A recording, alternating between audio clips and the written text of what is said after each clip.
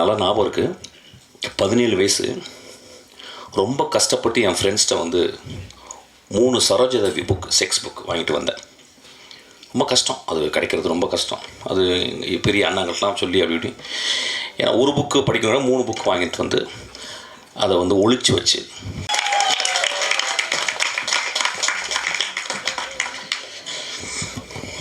Vetri, you should let me after finishing my thing, I should go and sleep. நான் night 2 மணிக்கு 3 மணிக்கு பார்த்து முடித்தேன் படத்தை. ஆஃப்டர் தட் 6:30 மணிக்கு பெல் வச்சேன், ஆனால் தூங்கவே இல்லை.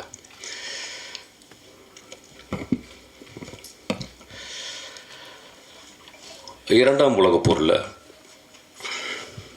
ஃப்ரான்ஸில் நாஜி படைகள் வந்து ஆக்கிரமிச்சிருந்துச்சு. அப்போது ஒரு நாசி ஆஃபீஸர், ஜெர்மன் ஆஃபீஸர், அவர் வந்து பிக்காசோனுடைய வீட்டுக்கு போகிறாரு. அந்த வீட்டில் அப்போ தான் வரைஞ்சி முடிச்சிருந்த ஒரு பெரிய பெயிண்டிங், அந்த பெயிண்டிங் பேர் குவர்னிகா. அதை அந்த நாசி ஆஃபீஸர் பார்த்துட்டு, இவ்வளவு மோசமான பெயிண்டிங்கை நீங்களா வரைஞ்சிங்க அப்படின்னு பிக்காசோ அவர் கேட்குறாரு. பிக்காசோ சொல்கிறாரு, இல்லை நீங்கள் தான் வரைஞ்சிங்க அப்படின்னாரு. குவர்னிகா போரை, போரின் இழிவை, போரின் தேவையற்ற தன்மையை, உலகத்தில் குவர்னிகா மாதிரி இது வரைக்கும் எந்த ஒரு கலைப்படைப்பும் விமர்சனம் செய்யவில்லை.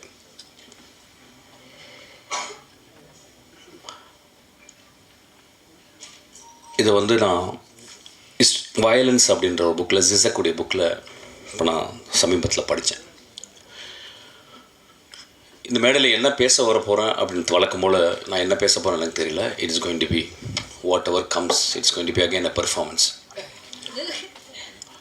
But it will be a very, very calm performance, not a very agitated performance. ஒரு கலைப்படைப்பு சமூகத்திலிருந்து தான் உருவாகுது. ஆனால் நம்ம சமூகம் கலைப்படைப்புகளை பார்த்து இந்த படைப்பு சமூகத்தை கெடுக்குது அப்படின்ற ரெண்டுமே நடக்குது. ஒரு மோசமான கலைப்படைப்பு சமூகத்தை கெடுக்குது, ஒரு நல்ல படைப்பு சமூகத்தை சிந்திக்க வைக்குது. ஒரு சினிமாவுடைய maximum impact, it can stop people for few seconds to think about life. நம்ம லைஃப்பில் நம்ம வந்து we are very busy always and we are terribly bored. We are terribly bored, that's why we are very busy. We are running, ஓடிக்கிட்டே இருக்கோம்.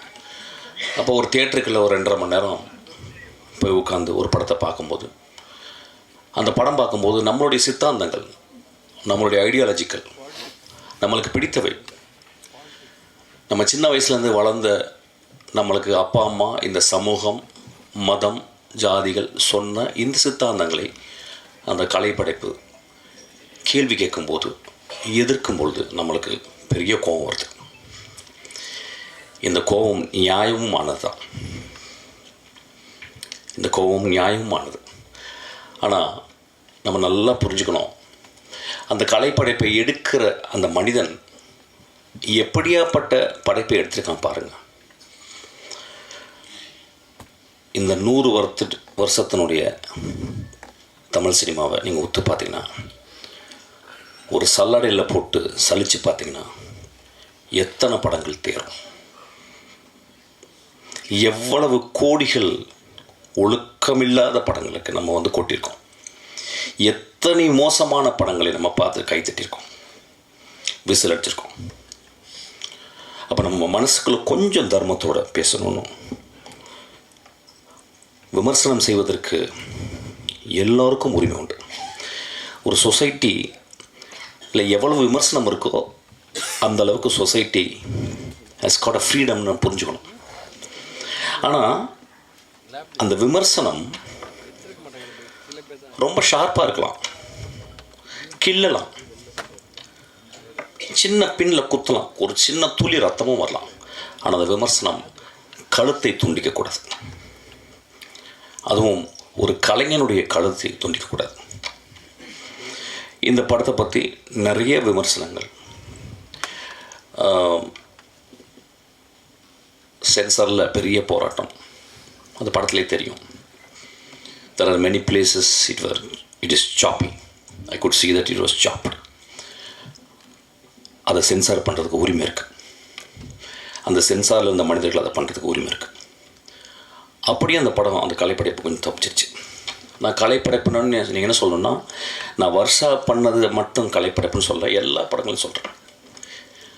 எல்லா தோக்குற படங்களும். என் ஆஃபீஸுக்குள்ள ஒரு assistant director வந்தான்னா, என்னப்பா அப்படின்னா, நான் அசிஸ்டன்ட் டைரக்டர் ஆகணும்னு சொல்லும்போது எனக்கு அவன் மேலே ரொம்ப மரியாதை வந்துடும். ஏன் 2000-3000 தொழில் இருக்கும்போது ஒரு இளைஞன் நான் சமூகத்திற்கு கதை சொல்லணும்னு வரானே, அவன் எவ்வளோ பெரிய கலைஞன். அவனுக்கு சொல்ல தெரியுதோ இல்லையோ, அவனுக்கு சொல்ல வருதோ இல்லையோ, அவனால் சொல்ல முடிஞ்சதோ இல்லையோ, 30 வருடங்கள் ரோட்டிலே இந்த தெருவுகளில் வேஸ்ட் பண்ண, இந்த டீ கடையில் வேஸ்ட் பண்ண அசிஸ்டன்ட் டைரக்டர் எனக்கு தெரியும். என்னை விட வெற்றிமாறனோட அறிவான, ஆழ்ந்த சிந்தனை உள்ள, அன்பினால் உருவாக்கப்பட்ட அவ்வளவு மேன்மையான அசிஸ்டன்ட் டைரக்டர்கள் இந்த ரோடுகள் சாவடித்திருக்கு. அப்போ ஒரு படத்தை நம்ம பார்க்குறோம். இந்த படத்தை எழுதின இந்த குழந்தை ரொம்ப நாளைக்கு முந்தைய ஒரு கூட்டம் தான் வெற்றி. எனக்கு அந்த குழந்தைய முத சேரும்போது அப்போ எத்தனை கூட்டு, இப்போயும் வளரல, இவ்வளோ தான் வந்திருக்கா. அப்போ வரும்போது நான் பார்த்தேன் அந்த பொண்ணு. எப்பயுமே பொண்ணுங்க சினிமாவுக்கு வரும்போது அவ்வளோ சந்தோஷமாக இருக்கும். ஏன்னா ஆண்களால் அழுத்தப்பட்ட மோஸ்ட் மேல் செவனிஸ்டிக் ஏஜென்சி அப்படின்னா ஐ வுட் கால் சினிமா. அப்போ அதில் ஒரு பெண் வர்றா, ஒரு பூ முட்கள் கூட நடந்து வருது. அப்போ நான் அந்த பொண்ணை பார்த்து, இந்த பொண்ணு நல்லா பிரைட்டாக இருக்கான் வெற்றி அப்படின்னு 2-3 புத்தகம் கொடுத்தேன். அதை வெற்றி நேற்று எனக்கு சொன்னான். ஆக்சுவலாக இந்த படத்தை பார்க்க போகிறீங்க. இந்த படத்தை 50% பிடிக்க போகுது, 50% பிடிக்காமல் இருக்க போகுது. இதுதான் ஒரு திரைப்படம் செய்ய வேண்டிய வேலை. ஒரு திரைப்படத்தை 100% நல்லா இருக்குன்னு சொல்லிட்டா அந்த படத்தில் உண்மை இல்லைன்னு அர்த்தம். ஒரு படத்தில் 100% நல்லா இல்லைன்னா அது கலைப்படைப்பு சரியாக எடுக்கப்படவில்லை என்ற அர்த்தம். ஒரு படம் 50 விழுக்காடு நல்லா இருக்குன்னு சொன்னாலும் 50 விழுக்காடு நல்லா இல்லைன்னு சொல்லணும், அது நல்ல கலைப்படைப்புன்னு நான் புரிஞ்சுக்கிறேன். ஒருவேளை இந்த படம் அந்த 50 விழுக்காடு நல்லா இருக்குன்னு சொன்னவங்கள மனசுக்குள்ளே வச்சுட்டு 25 விழுக்காடு மட்டும் நல்லா இருக்குன்னு சொல்லலாம். ஸோ 75 விழுக்காடு இந்த படத்தை நிராகரிக்கலாம். ஆனால் அந்த படத்தினுடைய நியாயத்தை நீங்கள் பார்க்கணும். இந்த படத்தை நேற்று இரவு நாங்கள் ஒரு 6 பேர் பார்த்தோம், 5 பேர் பார்த்தோம். அந்த படத்தை பார்த்து முடித்த உடனே லைட் போட்டு வெற்றி எனக்காக வெயிட் பண்ணிகிட்டே இருந்தான். அப்புறம் தூங்கிட்டான். வெற்றி என்னை மாதிரி தூங்காதவங்க கிடையாது, கரெக்டாக தூங்கிடுவான். ஆனால் அதுக்கப்புறம் நான் ஒரு 3 மணிக்கு நான் எழுப்பினேன், ஒரு 2:30 மணிக்கு எழுப்பி பேசினேன். அப்போ அந்த படம் முடிஞ்ச பிறகு என் அசிஸ்டன்ட் டைரக்டர் வந்து ஒரு நீண்ட விவாதம் பண்ணாங்க. அந்த விவாதத்தில் வந்து இரு அணியாக மாதிரி எனக்கு பிடிக்கல சார், இல்லை எனக்கு பிடிச்சது சார் அப்படின்னு ஒரு பெரிய விவாதம் வந்துச்சு. நான் டைரக்டராக அந்த பசங்க பேசுகிறத கேட்டுகிட்டே இருந்தேன். 4 பேர் ரொம்ப உக்கிரமாக பேசினாங்க. அதில் அவங்களுக்குள்ள சண்டையெல்லாம் வந்துச்சு. அதில் 5ஆவதாக ஒரு அசிஸ்டன்ட் டைரக்டர் ரொம்ப அமைதியாக உட்கார்ந்துருந்தாங்க. அவள் ஒரு பெண். அப்போ நான் சொன்னேன், நில்லுங்கடா, நம்ம எல்லாம் ஆம்பளைங்களே பேசிக்கிருக்கோம் ஒரு படத்தை பார்த்து. இது பெண் வாழ்க்கையை பற்றி, பெண்ணுடைய அந்தரங்கங்களை பற்றி, பெண்ணுடைய ஆசையை பற்றி எடுத்திருக்கா. ஆம்பளைங்களுக்கு புரியாதரா, அந்த பெண்கிட்ட கேட்கலாம் அப்படின்னு. அந்த பெண் சொன்னால் எனக்கு பிடிச்சிருக்கு சார்.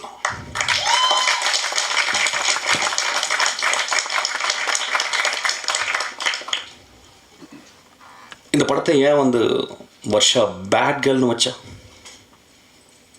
ஏன் குட் கேர்ள்னு வைக்கல? அது கொஞ்சம் ஒத்து பார்க்கணும். அவள் வந்து சமூகத்தை வந்து விளக்கமாற்ற எடுத்து வந்து கூட்டுறதுக்காக வரல, விளக்கமாத்தால அடிக்காதீங்கன்னு சொல்கிறதுக்காக வந்திருக்கான்.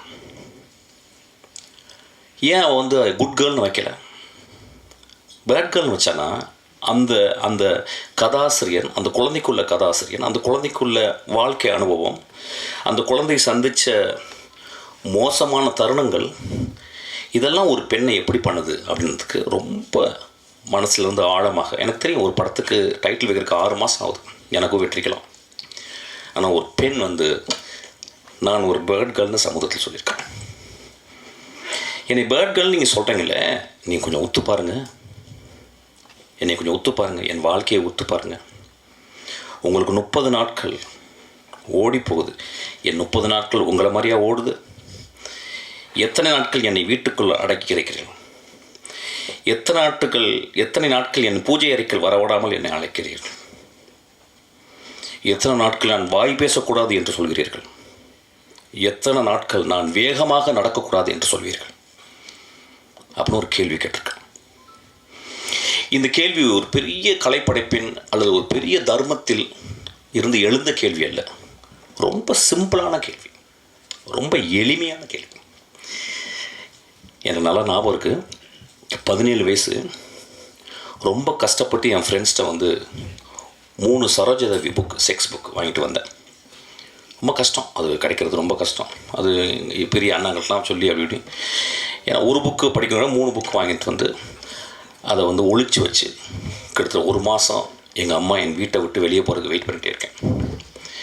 எங்கள் அம்மா மார்க்கெட் போயிட்டு வருவாங்க, ஆனால் அது எடுக்க போகும், ஆனால் பயம் இருக்கும். ஒரு வேகமாக அந்த படங்களை மட்டும் பார்க்குறது, பிளாக் அண்ட் ஒயிட் படங்களை. அதை பார்த்துட்டு வந்து அம்மா வந்துருவாங்களோன்ற பயத்தை நான் வந்து திரும்பி ஒழிச்சு வச்சுருவேன். ஒரு நாள் எங்கள் அம்மா, நான் வரக்கு ஒரு 2 ஹவர் ஆகும்டா, நான் மார்க்கெட்டு போயிட்டு ஒருத்தங்க பார்த்துட்டு வந்தான்னு சொன்னாங்க. எங்கள் அம்மா பொண்ணு கதவை சாத்திட்டு அந்த 3 புத்தகங்களையும் படித்துக்கிருக்கேன்.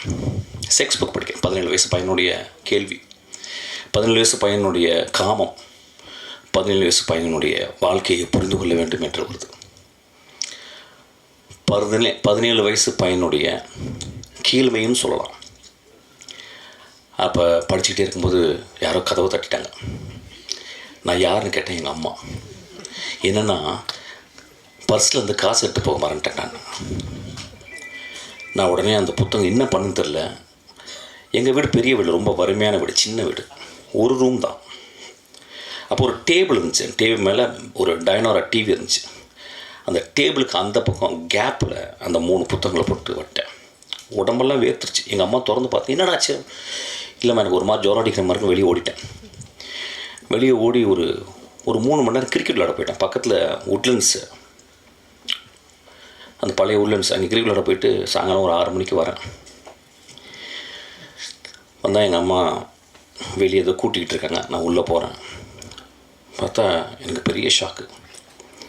அந்த 3 புத்தகம் ஏதோ கூட்டிருக்காங்க போல். உள்ளே போய் பார்த்தா அந்த 3 புத்தகம் இருக்குது. அதை எடுத்து எங்கள் அம்மா அந்த டேபிளில் வச்சு அது மேலே ஒரு சின்ன பேப்பர் வெயிட் வச்சுருந்தாங்க. எங்கள் அம்மாவை நான் பெரிய கடவுளாக பார்த்து தரணும் வந்துச்சு. நண்பர்களே, இப்போ நான் ஒரு சின்ன சுச்சுவேஷனை மாற்றுறேன். அந்த 17 வயது இன்றைக்கி உங்கள் முன்னால் பேசிக்கிட்டு இந்த பையன் ஒரு பெண்ணாக இருந்தால் என்ன இருக்கும் யோசிப்பார். அப்போ எனக்கு ஒரு சுதந்திரம், ஒரு பெண்ணுக்கு சுதந்திரம் கொடுப்போமா? எங்கள் அம்மா அநேகமாக அவளை விளக்கமாத்தால் அடித்திருப்பாள் என்று நினைக்கிறேன். காமம் ஆண்களுக்கு மட்டும் சொந்தமா? ஏன் கடவுள் ஆண்களுக்கு குழந்தை பெக்கக்கூடிய தகுதியை கொடுக்காமல் 10 மாதம் சுமக்கும் கற்பையை பெண்களுக்கு கொடுத்துருக்கான்? நம்மளோட ஒரு படங்கு மேலே தான் அவங்க. நம்மளோட ஒரு படங்கு இயற்கை அவங்கள ரொம்ப மதிக்குது. நம்மளோட அவங்க வரம் பெற்றவர்கள் பெண்கள். இந்த படத்தை நான் வந்து ரொம்ப எக்ஸ்ட்ராடினரியான படைப்புன்னு திருப்பி சொல்ல மாட்டேன். There are great moments are there. First off வந்து நீங்கள் பார்த்தீங்கன்னா இந்த படத்தினுடைய பிளானை பாருங்கள். ஒரு சின்ன குழந்தை, அந்த குழந்தை ஆனால் 3 பருவத்தை சொல்வதற்காக 3 கேமராமேனை தேர்ந்தெடுத்திருக்கான். அவள் எவ்வளோ பெரிய ஒருத்தி, அதுக்காக ஒரு கிளாப் அடிப்போம். அவள் எவ்வளோ சீரியஸாக இயங்குறா பாருங்கள். She would have very easily asked for some great cameraman like P.C. Sriram or somebody else. They would have come for grassroots. They would have come. They would have readily accepted even for a peanut of money. அவள் ஏன் 3 எனக்கு 3 இதையும் வேறு வேறு பெர்ஸ்பெக்டிவில் பண்ணணும். இந்த உலகமே perspective கிடைக்க மாட்டேங்குது இந்த உலகத்துக்கு. அப்போ பாருங்கள், அவள் இன்னும் 30-40 வருடம் ஒரு மிகச்சிறந்த இந்தியாவின் மிகச்சிறந்த டைரக்டர் ஆக போகிறதுக்கு இங்கே விதைய ஆரம்பிக்குது. அவள் 3 பெர்ஸ்பெக்டிவ்களை பார்க்குறான். அதுக்கப்புறம் தெரிஞ்ச ஒரு ஹீரோயினை யாரோ கூட்டியாந்து அது பண்ணல, யாரோ ஒரு தெரியாத ஒரு பொண்ணு இவர் தேடுறான். இந்த வாழ்க்கையில் வருஷம் இருக்கா அந்த படத்தில் நடித்த அந்த கதாநாயகனுக்கும் அந்த வாழ்க்கை இருக்குது. இங்கே இருக்க எல்லா பெண்களும் அந்த வாழ்க்கை இருக்குது. இந்த மாதிரி